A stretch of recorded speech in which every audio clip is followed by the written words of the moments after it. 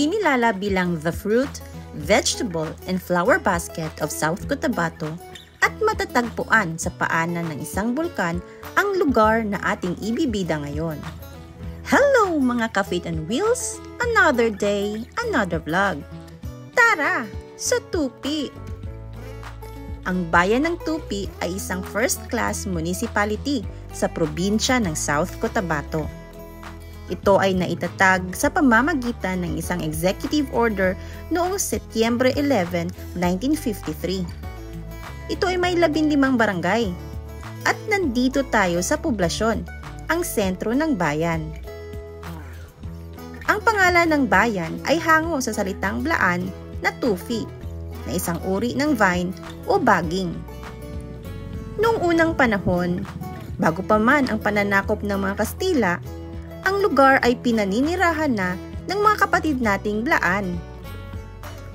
Sagana sa halaman, mga hayop at pananim ang lugar, kaya hindi naging problema ang supply ng pagkain.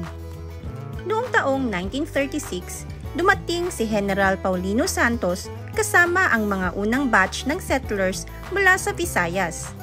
At ito ay sinundan ng pangalawang batch mula sa Luzon pagkatapos ng 2 taon. Isa ang Tupi sa mga lugar na naging tirahan ng mga pamilyang pinili na manirahan sa Mindanao.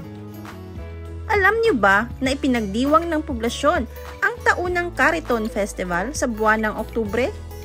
Yes, Kariton, na hinihila ng kalabaw o baka. Nang manirahan kasi sa lugar ang mga settlers na galing sa Luzon at Visayas, naitatag ang programa na nagpapahiram sa mga magsasaka ng kariton. Ito ay naging silbing transportasyon upang mapadali ang pagdala ng mga produkto mula sa sakahan patungo sa pamilihan. Sa panahon ng pag-aani, obligado ang mga magsasaka na bayaran ang ipinahiram na kariton. Ayan, dyan pala nagsimula ang Kariton Festival ng poblasyon. Sa kasalukuyan, tinatayang nasa 19% ng kabuuang lupain ay inilaan para sa agrikultura at produksyon. Ang mga pangunahing pananim ay pinya, papaya, asparagus, prutas, gulay, mais, kape at iba pa. Nakilala din ang lugar dahil sa malawak na taniman ng mga bulaklak tulad ng sunflower, chrysanthemum at iba pa. Dito din pala nakabase ang ilan sa malalaking negosyo tulad ng Progressive Farms, Cablon Farms, Stanfilco ng Dole, Blooming Petals at iba pa.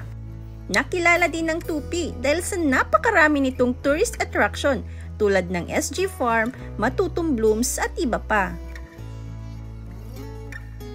Tara na sa Tupi!